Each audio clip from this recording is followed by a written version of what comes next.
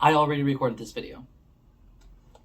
I have bought a new microphone, and at the same time I got a new adapter for my headphones. And when I used the new microphone into the lavalier, it just wouldn't work. So I was like, that's fine. I'll just use the microphone I had before, the corded one, with the new dongle. And then I started recording. I recorded about an hour and a half, about 90 minutes of stuff. And then when I checked back, there was no sound. So we're starting over. We're just starting over, and that's fine. I had some time, I got some Chinese food, and we're ready to go. Hi, my name is David. Welcome back to my channel. If you're new here, welcome. I make videos talking about media, analyzing writing, just talking about the stuff that I like to talk about. Nowadays, it's the Magnus Archives horror podcast show produced by Rusty Quill, written by Jonathan Sims, directed by Alexander J. Newell. I have made so many videos so far of the Magnus Archives. Right now, we're going to be talking about season 1 because I wanted to talk about it. I also wore my red shirt in honor of Jane Prentiss in her red dress. As always, a spoiler alert. I do sometimes forget to say spoiler alert, but spoiler alert for seasons 1 through 5 of the Magnus Archives, along with episodes 1 through 10 of the Magnus Protocol. I don't expect to be talking much about Magnus Protocol, but it's there just in case. Mostly this is about the entirety of season 1. I might reference or allude to stuff from season 5. But yes, these are my thoughts and ideas. I wanted to do retrospective for each of the 5 seasons of Magnus Archives. I've already done season 4 and 5. I did them out of order because that's the emotional amount that I had for season 4 and 5. Now I'm going to be doing 1, 2, and 3 in chronological because that makes sense to my brain. So trying to write about season 1 of the Magnus Archives was slightly hard.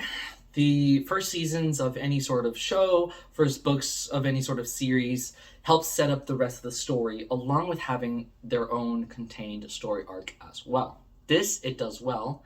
It's more or less a vehicle to take us to the end of the goal, and it's a very good, if slow, ride.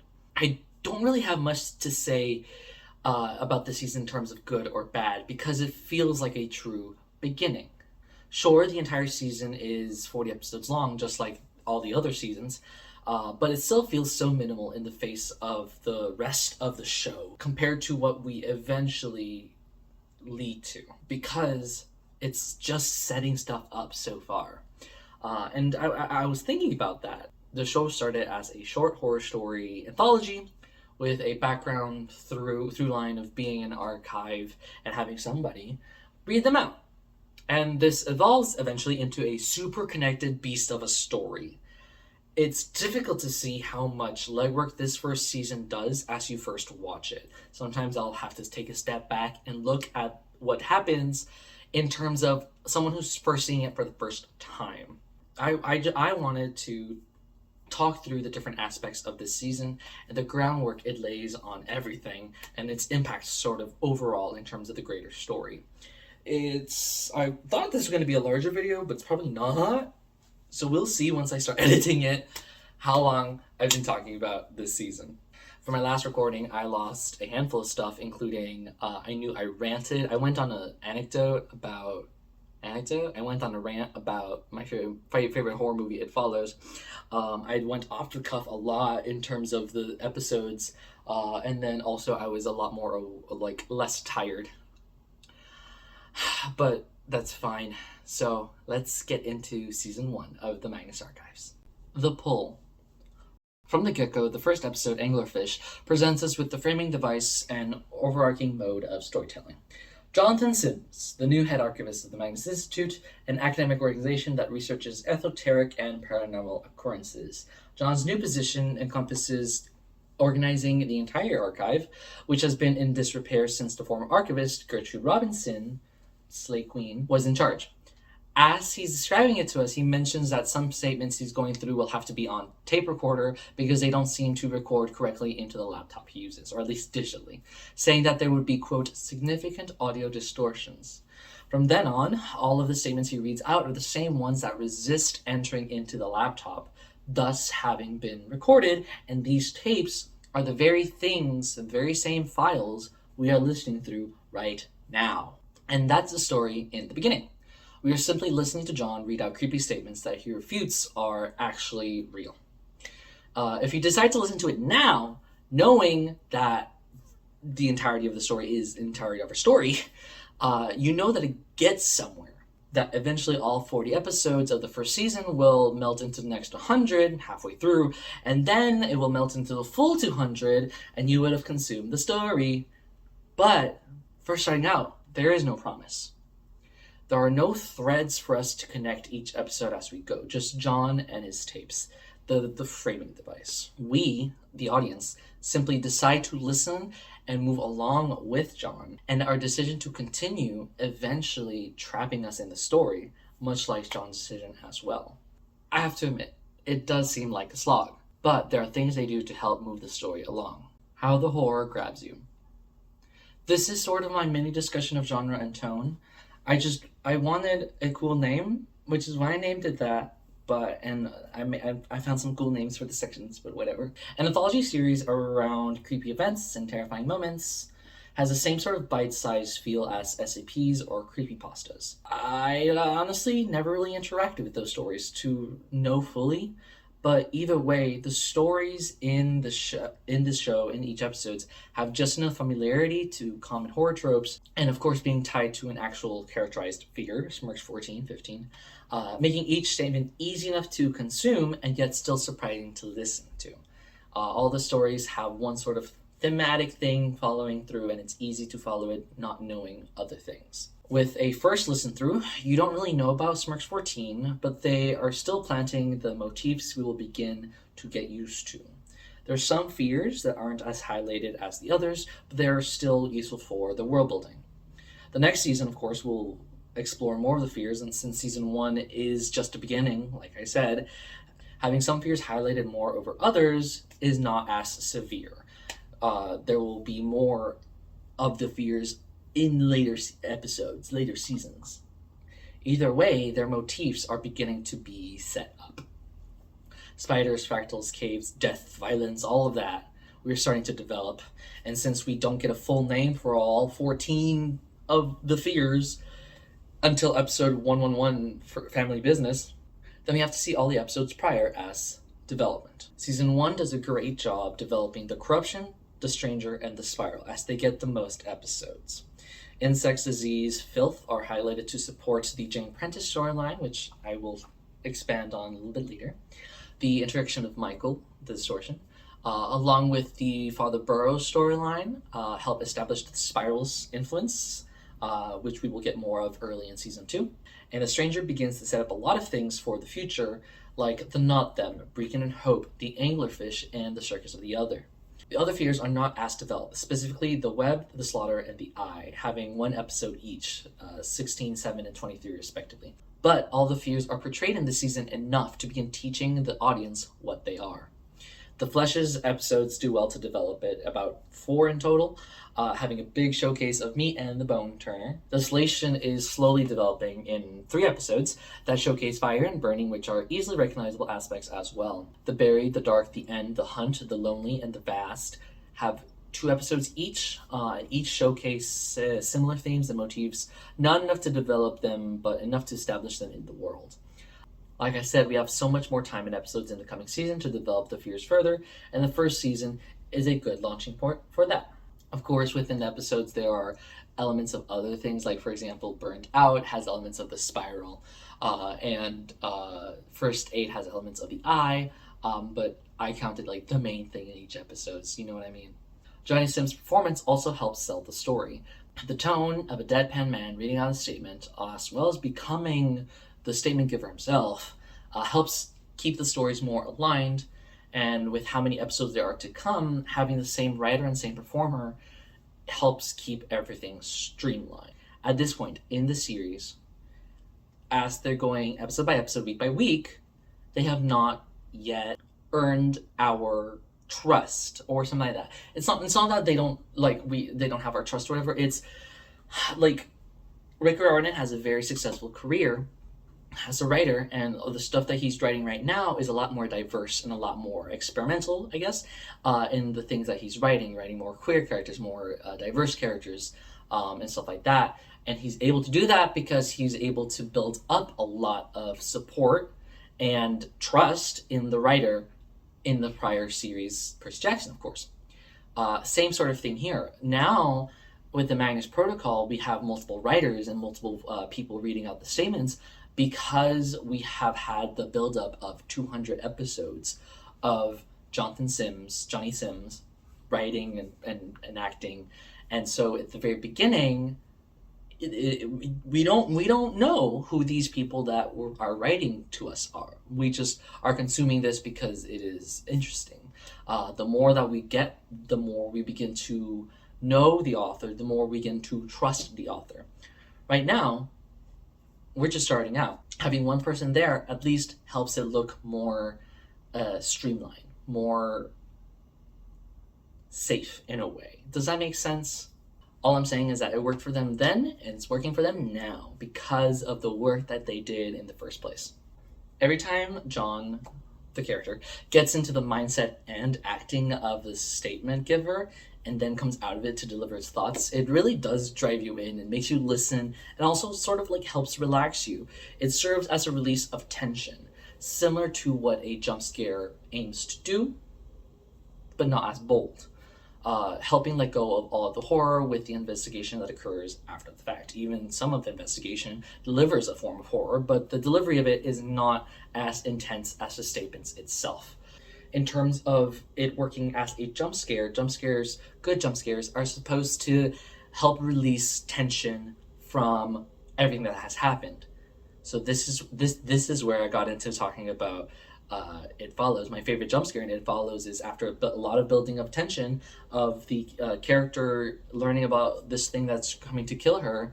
There's no release of that tension. It just keeps building and building, and eventually she's just alone in a bathroom, and some kids throw a ball and hit the window, and it's like really loud, and that's a jump scare. It scared me, at least, and that's a really great release of tension, and so that's sort of what I mean by the purpose of a jump scare as the end of the statement, even though it's not like an actual jump scare. The way the entire performance and the technique of it works to make you keep listening is astonishing. And then the story itself takes itself seriously with there's some small amounts of levity, there and dispersed. They don't take up too much space. They're not overstaying their welcome. For example, John asking Martin if he's a ghost. That's funny, but it's not like a big thing that is part of the story. The tone is very serious, and there's small, subtle music behind the statements helping sell more horror that's non-diegetic, which is it is not part of the world. It is added in by the production of the person who's making the story, aka Rusty Quill. And then there's actual distorted sounds of the tape recorder, and then distortions within the voice that are diegetic, that are in world what happens to the tapes. Both things go hand in hand to really help sell the things that are happening that we're listening to. The recorder itself makes it sound more analog in its delivery as well, making it sound like you're hearing it off of a little machine, which I feel is capitalizing on, I don't know if capitalizing is the right word, but definitely drawing from or adding to, or it's part of on the analog horror growth that occurred in the late 2010s. And if they knew or not, it doesn't matter. It works for the growth of things, even if they didn't know that the analog horror genre would grow as much as it did alongside it, it was part of a trend, and it was part of a thing that occurred in the cultural zeitgeist. Like I said before, the framing device of the recorders makes us, the audience, feel like we are listening to something that has already occurred. It's as if we found the tapes ourselves, and we chose to listen to this fucked up story ourselves. We have these tapes now. These things already happened. John is speaking to us without knowing who we are, and we still keep listening because we want to know what happened. And it's so good for that. And it's so good for that. Moving the story along Truthfully, the first season of Magnus Archives is very, very slow. There are small moments throughout the season that help break up the slow movement, but otherwise, each episode is not connected to each other. It's an anthology, and it takes a while for it to start picking up. However, there are some things, like I said, that help, keep it moving. With only Johnny Sims voice acting, new voice actors help make the world feel more full. Before, it would just sound like a guy in a room talking. But the more we hear about the people, the more other people we hear, the more alive everything feels like, and doesn't feel like he's just a guy in a room, but the archivist working in an archive. The first voice that we hear that isn't Johnny Sims as John Sims comes in episode 13 alone, bringing in Katie Davison as Naomi Hearn, who, was nearly a victim of the lonely, and she got a little angry at John. She also criticized him using the recorder. Then in episode 17, The Bone Turner's Tale brings in Ben Meredith as Elias Bouchard. We know what he did to what Ben Meredith does to Elias Bouchard. Listen to him. This is also when he comes in and tells John, hey, you shouldn't anger anyone who's connected to the Lucas family. Shut up. They are well connected to everything that we do, and John's like, no. Episode 22, Colony, brings in Alexander J. Newell as Martin K. Blackwood, which Alexander J. Newell brings in a lot of humanity to Martin, which everyone loves in the fandom. Episode 24 brings in Lottie Broomhall as Sasha James. This is when John's talking about the Calliope, and she comes in and she's like, oh, it was pronounced Calliope. I think Americans call it Calliope. Episode 33 brings in Mike LeBau as Timothy Stoker. He comes in and he's like, hey, these are some inconsistencies that researchers have found. Also, those researchers were actual audience members like you and I who came in, who was looking at stuff, and there's some inconsistencies here. And so they put their names out there, which is really nice of them. Like I said, the more voices we hear makes the people in the story feel more real. Like actual people, not just people John mentions in the end of the episodes. There's stakes in the story. There's personalities we can fall in love with. There's people who can affect the story. The more we hear, the more we want to continue. Along with that, some episodes are special in their execution. I also forgot to write a section just talking about some episodes that I want to highlight, so this is also dual parts for that. These special episodes help feel like the story is moving along. Episode 8, Burned Out, at first feels like a normal statement, but John mentions that there's a note that alludes to Father Burroughs' own account of this statement. And then it finally appears in episodes 19, Confession, and 20, Desecrated Host. It feels like a small, wrapped-up storyline, as well as sort of like a mid-season special, sort of demarcating the midpoint of the season. Episode 15, Lost John's Cave, introduces an audio clip that is absolutely terrifying. The audio is what concerns me. And here I will play a sample.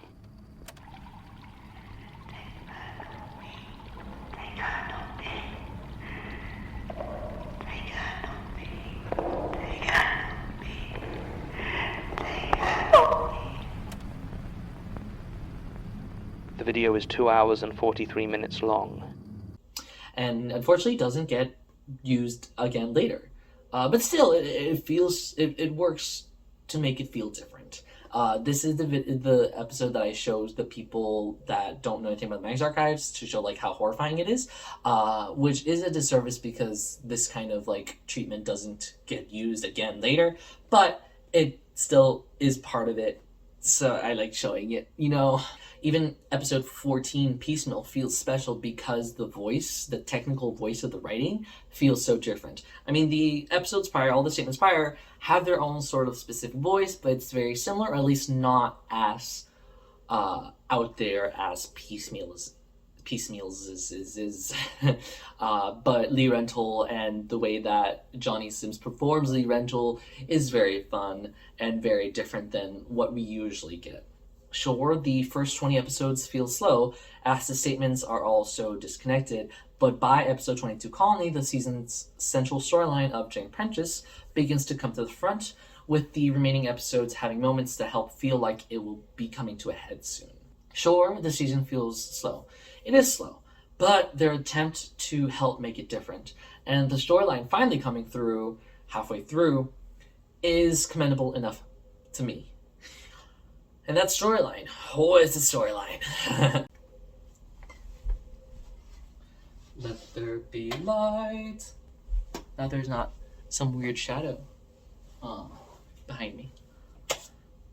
I like recording with the sun, but because of this, because of the mess up of the first recording, I have to do it as the sun was setting with my 2 light sources in my room. But now, this is actually pretty good lighting. I like this lighting. Worms and Worms.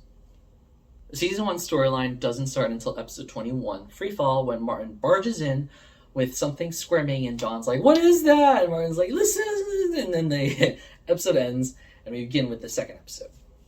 In the next episode. On a first listen through of episode 22, Colony, it may feel slightly jarring. This feels different. The episode feels different. Sure, we had Naomi Hearn prior, but that was someone we haven't met before, and the event happened a while ago. Now, it's our dear Martin, the same Martin John keeps speaking of in a derisive tone. He says he wants to make a statement describing how he was investigating Carlos' history and how he got cornered by who he suspects to be Jane Prentiss, how he flees and is basically under siege in his apartment by her for days.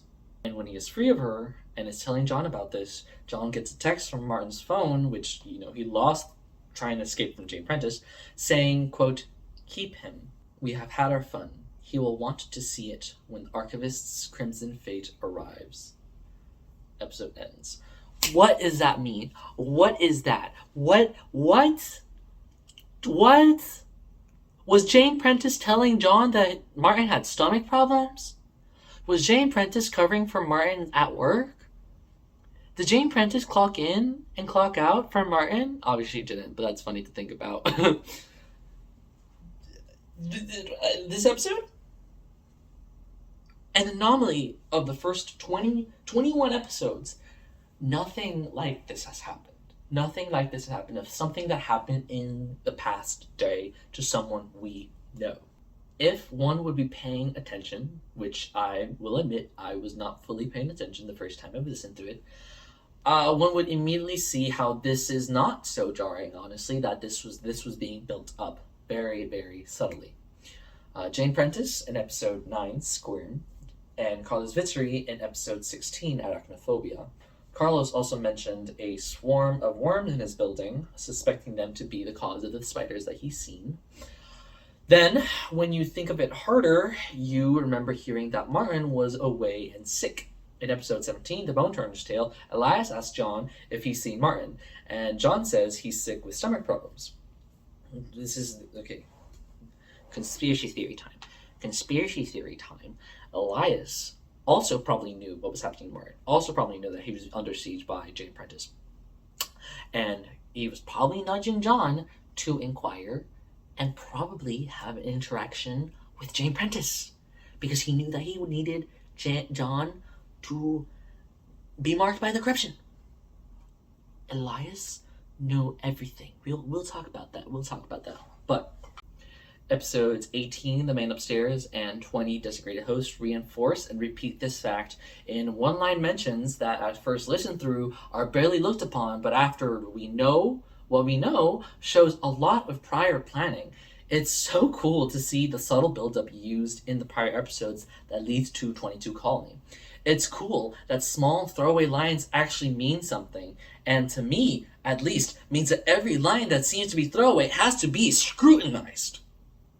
So cool. And then from then on, Martin stays in the Institute. The next episodes have moments where John and Martin interact in this Institute, along with mentions of Prentiss's worms. These moments do double work because they, 1, remind us of the coming storm that is Jane Prentiss. 2, endear us to Martin, because we really never knew anything about him besides what John talked about him. Which, more importantly, 3, humanizes Martin to John as he had previously disliked Martin. He didn't hate him. He just didn't really like him. He thought he was a little incompetent. And we all know that horrifying events help bond people together. That's how you get the best romances, you know? And 4, was there a 4th? Keep the story moving, I guess. Yeah. In episode 23, Schwarzwald,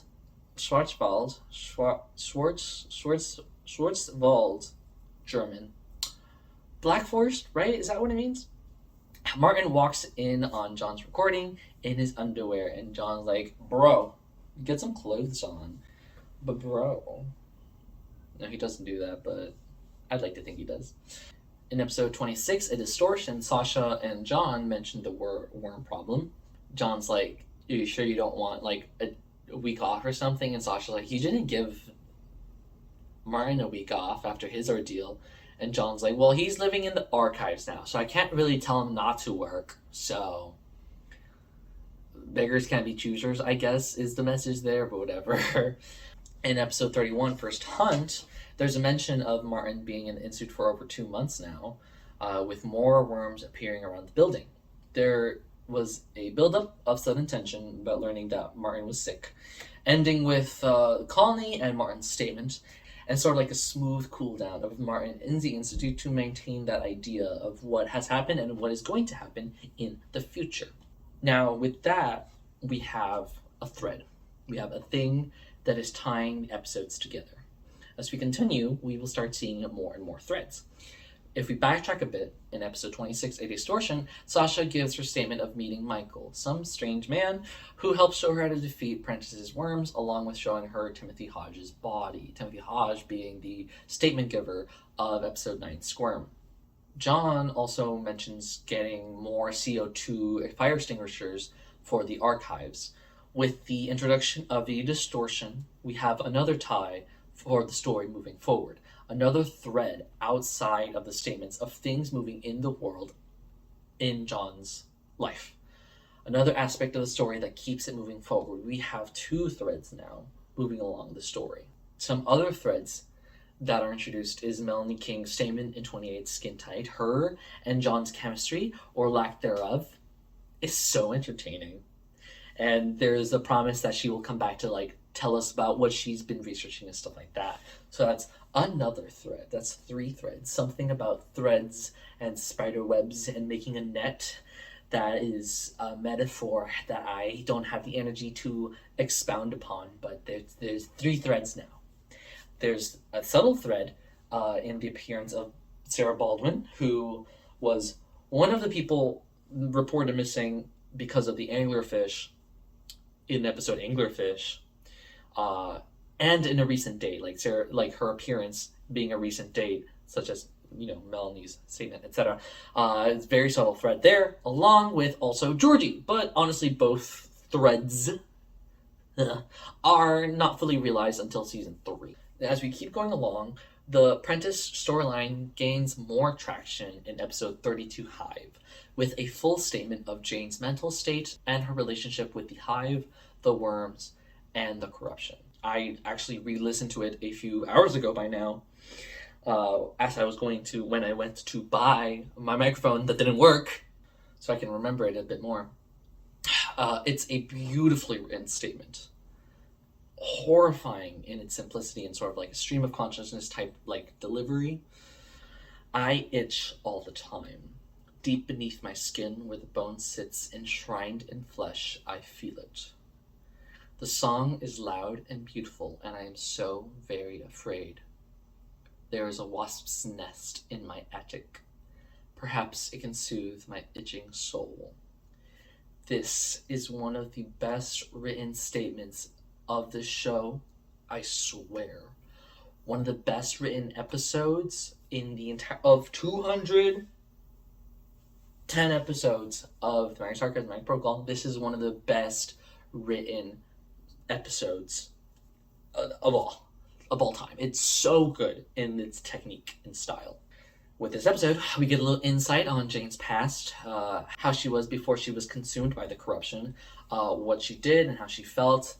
There's also subtle moments where Oliver Banks / Antonio Blanc appear. We don't really know it's him until, well, and it never really gets explained, but yeah, it's literally like Antonio Blake is that's Oliver Banks. We know now, you know.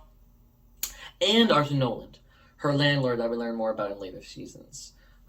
So like I guess also small threads there, but you know that's not until later. Also, Arthur Nolan, hear me out.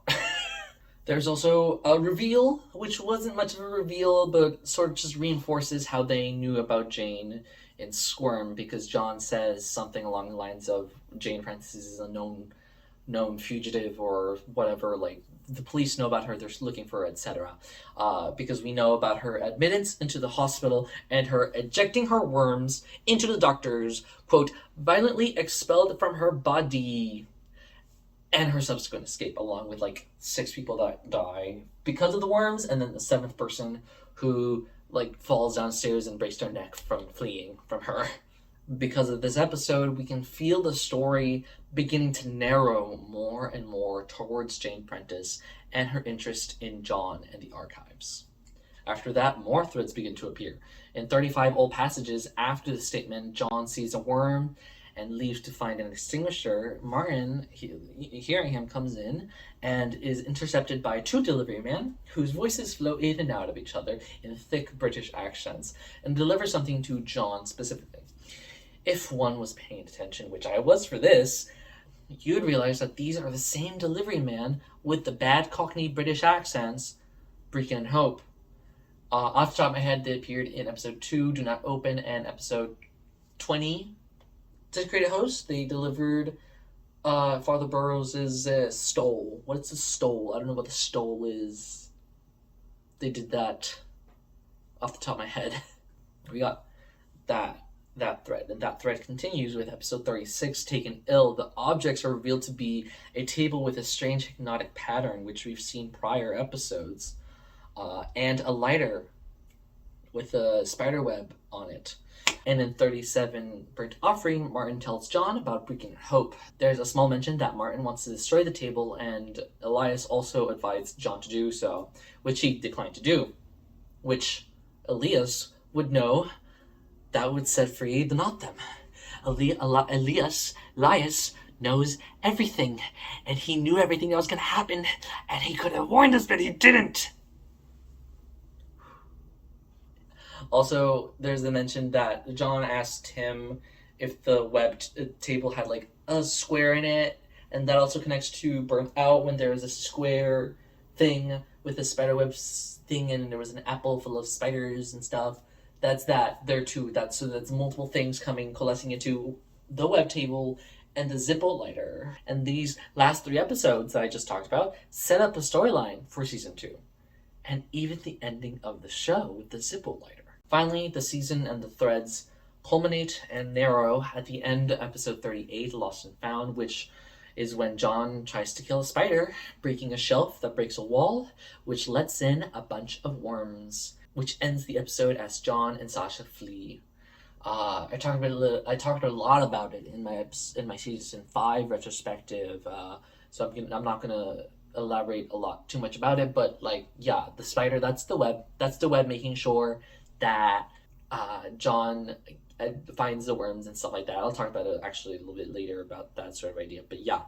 Episode 39, Infestation, episode 40, Human Remains, tie up the first season, introduce the second season's plot, and end a very strong season with the promise of a further developing story. But I will worm into those 2 last episodes in a little bit. First, we gotta talk about haunting the narrative. Throughout the beginning of the season and through small moments, there is a reiteration of Gertrude Robinson's death, or disappearance, assumed death. We only ever hear Gertrude's voice in the past, and only starting in season 2, so in this first season, Gertrude's disappearance permeates the entire story. In Anglerfish, the first episode, John mentions that Gertrude was not a very good archivist, and all the work he has to do is because of her lack of work. We know now that Gertrude obfuscated?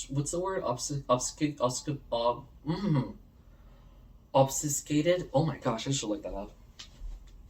Where's my tablet? Obfuscated. Obscured, confused, blur, a muddle. Duh.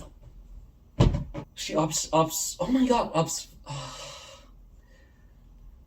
she made sure that the archives were not so well managed, so she would block the eye from gaining too much power, to block herself from gaining too much influence from the eye, and to disrupt the eye's sort of influence on anything in the institute. In a way, Gertrude doing that facilitates the eye taking over John, because if she was just a normal archivist and organized normally, John wouldn't have to do so much work. But because she was so bad at it, John had to do a lot more work, which leads to a lot more organizing, which leads to a lot more discovery, which leads to him being consumed by the eye. If she was just normal, yeah, she might have been consumed by the eye herself, but John wouldn't have had to do that. But because it was all a mess, John pushed further, and we get where we get. So that's one aspect of that. Gertrude's disappearance and presumed death, with her body not being discovered until the end of the season, spoiler alert, is a continued question in the background of the episodes. John doesn't actively begin investigating until the end of the season, but her absence is still felt. In episode 4, Page Turner, John mentions that Gertrude was archivist for about 50 years, which is so long, and reiterates his exasperation for her supposed lack of organization. Obfuscate. Oh my gosh. Whatever. In episode 11, Dreamer, Antonio Blank / Oliver Banks delivers a warning to Gertrude, warning her of her eventual death, which begins making John feel paranoid, making him start to think about her disappearance and how connected he is to her. At first he's like, is this probably like a hazing ritual for new archivists? But he's like, yeah, I'd rather not. And then later, in episode 25, Growing Dark, the events of the statement in and of itself, which we know to be the Extinguished Sun ritual later in season 4, occur near and on the time that Gertrude disappeared. Little by little, her death begins to become more and more mysterious. Specifically, in episode 37, Burnt Offering, Gertrude Robinson's picture is seen within a ritual, which we later learn is more important than we first realized, but just starting off, it definitely feels like Gertrude was in deeper stuff than we were led to believe.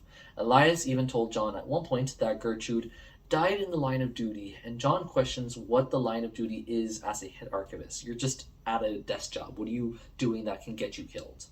It all comes to head when, in episode 39, John says he wants to make sure that whatever happened to Gertrude doesn't happen to him, saying, I refuse to become another goddamn mystery, and whoever takes over from me is going to know exactly what happened.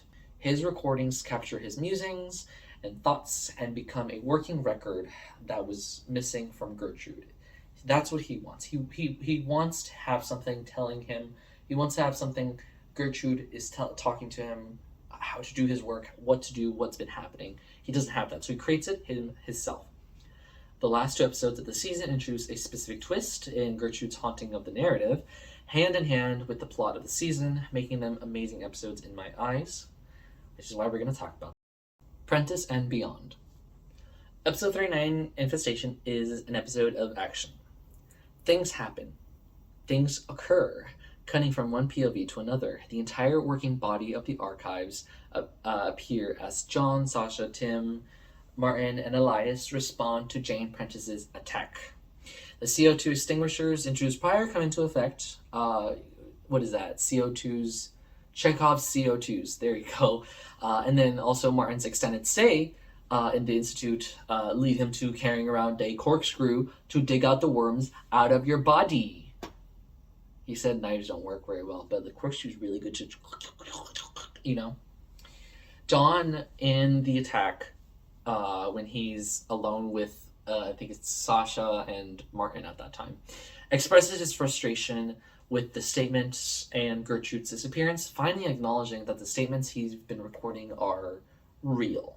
Throughout the season, he'd written off most of the statements as like drug-induced or hallucinations or perfectly explainable, but faced with the present dangers of worms, he accepts that the statements he reads, the ones that have, quote, weird wrinkles or just seem to have something solid to them and don't record digitally, are real, and that scares him.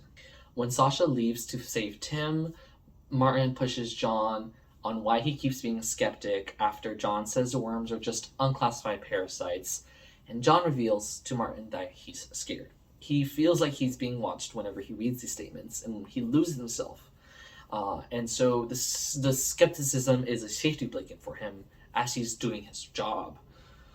There's something here to connect between the safety blanket of that, and also the blanket never did anything from season 3. That episode, that the stubborn man that we hear from every episode finally admits he's wrong, and it's one of the most terrifying things to happen to him. We know that John is feeding into the eye, but now we do, and that he's going down the path of becoming an avatar, of learning the truth, and becoming something really bad. And John also sort of realizes it, but not like fully, not truly, but he knows that if he pushes deeper, he will not be able to stop. He knows he's stuck on this path now, and he cannot come off of it. In Martin and John's conversation, they learn more of each other, building their relationship. John asks Martin why he won't leave the Institute, and Martin says that he feels trapped there, which leads to John asking if he was a ghost, which, iconic moment in this episode, iconic moment for the fan space, and for good reason, because this is the beginning of John and Martin's relationship, which begins to shape the entirety of the season as we go forward, more towards the end of the show in seasons 4 and 5. However, this is the beginning of it, In this episode, we also discover the tunnels. That's another thread now. Another thread. Tim appears. John and Martin hear some noise, and they're like, okay, we will accept death from Worm. And then Tim appears. He breaks through the door walls, and he just fought off a bunch of worms. He's a woozy from the CO2. He's feeling a little woozy here. And then they head off on their own. They run. Somehow they're separated, and it's just Tim and John just alone going through the tunnels, and Martin somewhere. And then the episode ends when they leave the tunnels and they bump into Prentiss, and she's like, "Archivist," and I forget who said. I think I'm pretty sure it's John. He's like, "Ah, shit." Episode ends, but there's something else that happens in that episode. Like I said before, there's the delivery of the web table. We've seen in previous episodes. When Sasha is on her own, she finds herself in artifact storage. Tragically, in only sounds that are hard to understand, honestly, moments that would not be understood until later, the Not Them appears from the web table and replaces Sasha, killing her and infiltrating the Institute. Thus, we have the primary antagonist of the second season and the first death of the archives, which is really sad, honestly. I liked Sasha and what she did and everything like that. And not having her in the seasons in the future, it really hurts. It really sucks. I want to be in the future where it was actually Tim who gets replaced and Sasha stayed, and then Sasha died in the unknowing. But that means we wouldn't have amazing Tim interactions, so that's fine. But yes, rip Sasha James, love her. Episode 40, Human Remains, begins maybe a few hours after the attack, in the aftermath of the attack, after the danger has already passed. This is sort of a way around the criticism we usually see for found footage films, as to why do they keep recording instead of just running or whatever, and to make sure it's not a rehash of the format we had for 39, which is very found footage type. And so it keeps it fresh and new, John's going around to the archival staff, getting their perspectives on tape that weren't captured in the original attack. The first one is with Elias, who assures John of Jane's death by the ECDC, or at least her cremation. And we have the reveal that Sasha's tape was lost, the tape that she was using to, communicate as she was going. That's also the same tape, the one that we listened to, of the Not Them being lost. So that's also something interesting we get to see. Elias tells of how he turned on the CO2 fire suppression system, apologizing for the delay, which we won't know until the end of season 4 that this was a deliberate delay because he was waiting for I think he said he was waiting for till the worms burrowed into John enough.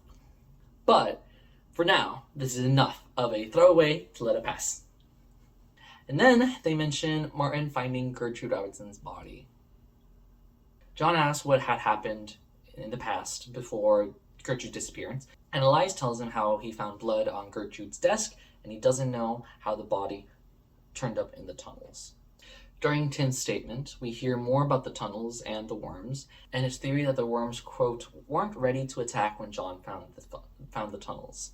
Another throwaway line for now. Like, this also alludes to my thoughts of the web making sure that the corruption didn't get too powerful, just powerful enough to be scary, but not powerful enough to, like, kill them.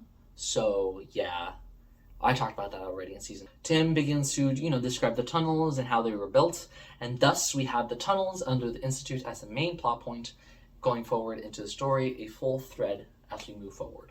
Tim also mentions seeing a mass of worms in one room, quote, wrapping around each other like they were trying to form a thing, like a structure or something, a ring. He says it looks like a doorway. Later in the show, there's speculation if this was an attempt at a ritual, but there's no confirmation. I like to think so, but there's no full confirmation. I mean, it's only mentioned that the only fears to not attempt a ritual are the end and the web, but there's no mention of a lack of ritual attempts or the idea that there is none for the corruption, and so this is the only one that we really have an idea of, at least. Either way, this is a very important detail that I always come back to because I like that idea. Not understanding what is happening, why those worms were doing stuff, assigning thought and reason to all of it is terrifying. To think that a worm, those massive worms, would attempt the ritual that that throughout the show we try to stop, the rituals for the fears. Terrifying. Then we get Sasha's statement, which is a big marker of me not paying attention because I never realized her voice actress changed. I never realized it. I didn't think about that. Never realized a thing. And the fact that not Sasha has Sasha's memories, she knows that she worked in artifact storage for 3 months and knows about Michael, it's great. It's great. More of a marker of me not paying attention. They repeat about the tapes, the lost tapes, which begins a small mystery as well. We don't know the full extent of it, but same as John, we are a little paranoid about it. Why did those tapes disappear? What does that mean? And we will eventually get that in season 2. And finally, Martin tells a story. In the tunnels, he was separated from Tim and John, and he says they go on for miles. He correctly speculates that the tunnels comprise what's left of Millbank Prison, which they've talked about a little bit, but I think they elaborate more in the next episode in season 2. And he remembers hearing Jane's screaming as she dies in the CO2. I also want to note, I did mark Jane Prentiss being killed by the ECDC, but I think, honestly, she should be marked as killed by Elias Bouchard / Jonah Magnus, because, she was killed by the CO2 and then her body was burned by ECDC. But it doesn't matter. That's fine. And then Martin, hearing those screams, is trying to look for ways to go up because he knows it's not safe or whatever. I think he also said something about the worms not moving anymore. And he finds a room where Gertrude's body is resting, and along with a bunch of tapes. And when John presses his question of how she died, Martin confesses that she was shot 3 times in the chest. This sets John down the path of paranoia and intrigue, wanting to find out who killed Gertrude, wanting to prepare himself, which leads him deeper and deeper into the statements. John holds this fact close to his chest. There were no worms to infest her, no strange ghostly apparitions to warp her mind, or caves to entomb her. The fact that she was shot means that the killer is human, and closer to John than he would like. Quote, I'm going to figure this out, and I'm not going to stop. They'll have to kill me first. These last 2 episodes complete season 1 in a very successful way, which is what you want from concluding parts of a story. The Jane Prentiss storyline ends with her. The mystery of Gertrude's disappearance forms into the mystery of her death, And even the statements and John's willingness to dismiss them are highlighted in episode 39 as he accepts their relevance to the current mysteries. And these last 2 episodes set up a story for season 2 in a very compelling fashion, which is what you want to accomplish in this finale. John will investigate Gertrude's death, the tunnels, and the statements further. And not Sasha is now the archives. For those who didn't pay full attention, like me, you wouldn't have realized until it's too late. Despite its slow pace and disconnected episodes early on, season 1, in the grand scheme of the story, is a good setup along with a satisfying story in and of itself. The more I wrote about this season, the happier I was about it. And truly, it is an amazing start to an even more amazing story later. Planting seeds. Season 1 not only sets up an interesting storyline for season 2, the season also sets up a lot of the rest of the story. Normally, this is expected. First books, first episodes, first chapters, first whatever of any sort of story set up what is going to happen later. Like, that is what the beginning is for. However, as a first-time viewer, with each episode statement disconnected, it feels like a true anthology. There's nothing that we see as we are reading, as we're listening to the first, the 21 episodes, plus whatever is coming next, not counting the Jane Prentiss storyline. Everything just feels disconnected. And there's nothing that says there's anything that's going to happen. It feels like a true anthology. But if we take a step back, we can see how much the first season sets up despite the lack of connection between the episodes. Almost each episode introduces a character, a name, an object, just something that comes back later in the season, later in the show. Within the first season in of itself, like I mentioned prior, episode 9, Squirm, and episode 16, Arachnophobia, lead into episode 22, Colony, which leads into 32, Hive, which leads into 39 and 40. But there are more connections further on. If we take a look at each episode, we can see how far the plot points they introduce go. This is by my count. So I may introduce moments that you may not, or might forget some stuff that you would, but this is what I found. I'm tracking the elements that are not the main characters. For example, when Melanie is introduced, I'll only mark the episode she returns in before she becomes a main character in season 3, along with Georgie Baker. And yeah, this is going to be a listing. We're listing stuff, Tim O'Brien, but that's fine because it's important to show all of the stuff this season does as an anthology. Episode 1, Anglerfish, introduces the titular anglerfish and some victims whose names and bodies return: Sarah Baldwin, Daniel Rawlings, and Megan Shaw. This episode leads to 6 other episodes, one of which is in season 1, 28 Skin Tight. Episode 2, Do Not Open, introduces Bregan and Hope and the coffin. These elements return in 15 future episodes. Across the Street, episode 3, introduces the Not Them and the Web Table, which return in 10 future episodes. Episode 4, Page Turner, does a lot here, including Exaltiora, Mike Crew, Jurgen Leitner, Mary, and Jerry Key, leading to a total of 26 episodes in the future. Episode 5, Thrown Away, is one of the first standalone episodes whose contents do not come back for later episodes, not counting the fear focused here. Obviously, each of the episodes is going to have a fear, so all of them are connected, specifically because of the fears, Smurf 14. However, we're not, that's world building, I'm talking about plot elements. So, yes, not this fear, which was written to be the flesh, but was reclaimed by the extinction, so I'm counting it as an extinction. Episode 6, Squirm, introduces Jane Prentiss, the 6 episodes that follow all within season 1. There are a total of 8 with mentions in 55, Pest Control, and 152, 8 Gravediggers, and V. Episode 7, The Piper, first mentions the Rainer name, which will be further highlighted on in future season 1 episodes. Episode 8, Burnt Out, has a plethora of elements introduced, with fractals that get highlighted on later. Raymond Fielding, Agnes Montague, Edwin Burroughs, and Hilltop Road. Outside of season 1, the season episode leads to 12 other episodes. Hilltop Road going as far as 197 connected. Episode 9, A Father's Love, introduces Julia Montauk and her father, along with Maxwell Rayner and the People's Church of the Divine Host, all returning in 13 more episodes. Episode 10, Vampire Killer, introduces Trevor Herbert and vampires, which are not explained at all, leading to 11 episodes past season 1. Episode 11, Dreamer, introduces Oliver Banks, who returns in 4 episodes, one of which is 32 Hive. Episode 12, First Aid, introduces Diego Molina and the Cult of the Lightless Flame, returning in 4 episodes. Episode 13, Alone and Naomi Hearn, similar to the Piper episode 7, mentions the Lucas family, which connects to a later episodes in season 1. Episode 14, Piecemeal, was one that I thought was not going to connect to much things. However, Angela is referenced once in season 5 in episode 199, Seeing It Through. And Mikhail Salesa is his first appearance happens here, who returns in 7 other episodes, totaling about 8 future episodes in the future from episode 14. Episode 15, Lost John's Cave, with its superb horrifying ending, does not return to haunt us.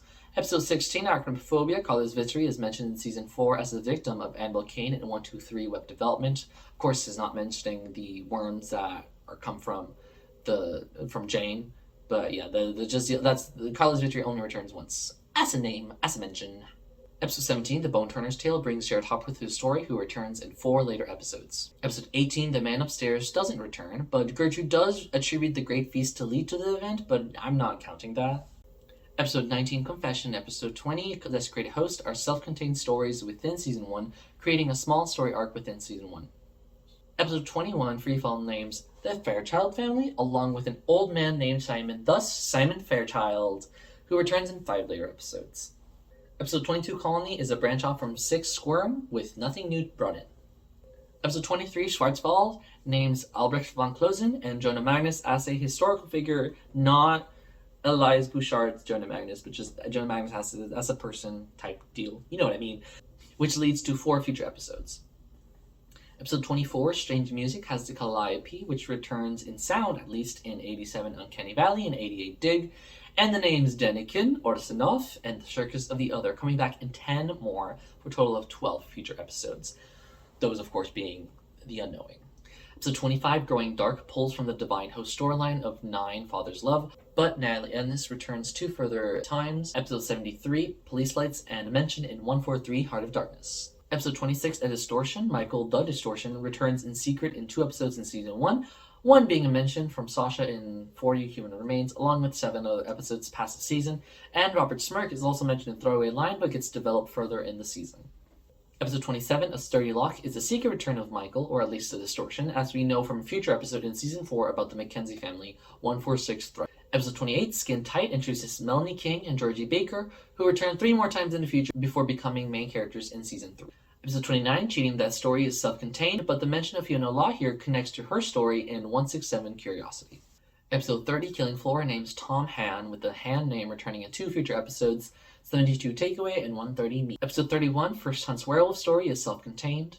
Episode 32, Hive is Jane Prentiss storyline, but we do get the first mention of Arthur Nolan, who returns in 4 later episodes. Wood. Episode 33, Boatswain's Call, develops the Lucas name, specifically Peter Lucas, who returns 4 other episodes before becoming the main antagonist of season 4.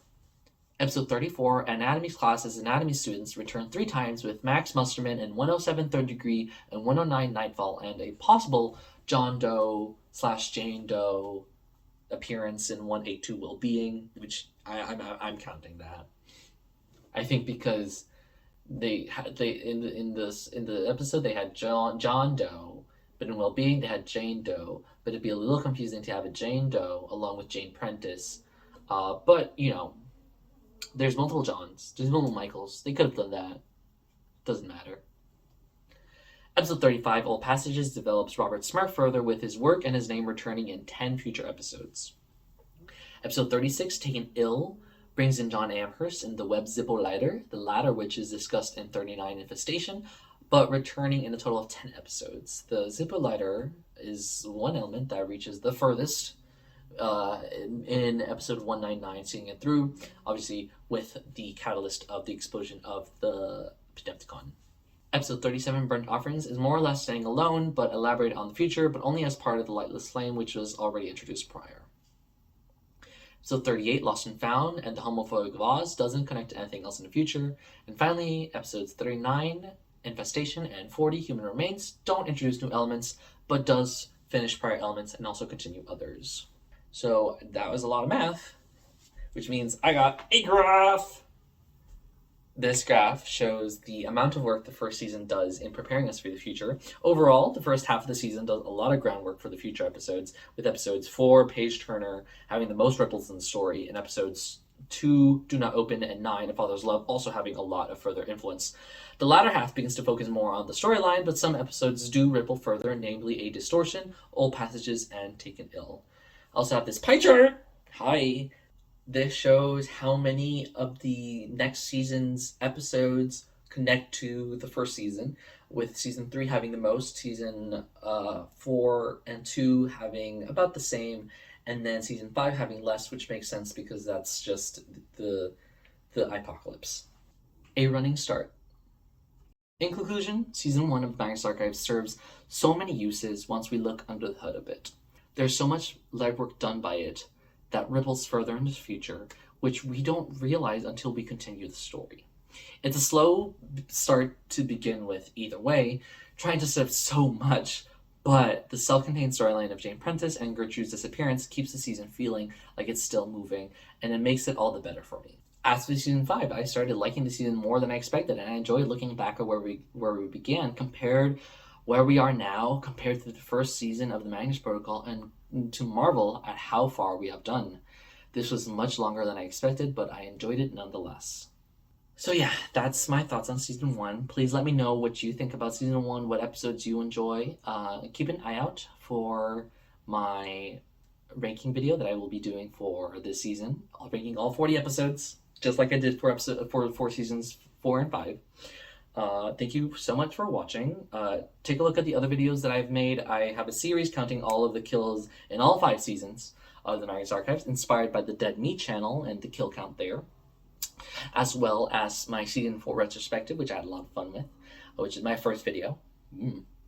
I will be making a season 2 and 3 retrospective video as well, and I will keep making the Magnus Protocol theory videos once the hiatus is up. This hiatus is so long, but at least I get to be able to do this episode, this video. Hopefully I'll be able to do 2 and 3 soon. Like and subscribe, and share with your friends who also listen to Magnus Archives. I'd love to hear what everyone thinks about this season, season 1, because I enjoyed looking back at it. And I hope that you enjoyed looking back with me as well. Thank you very much. Stay away from worms, and I'll see you next time.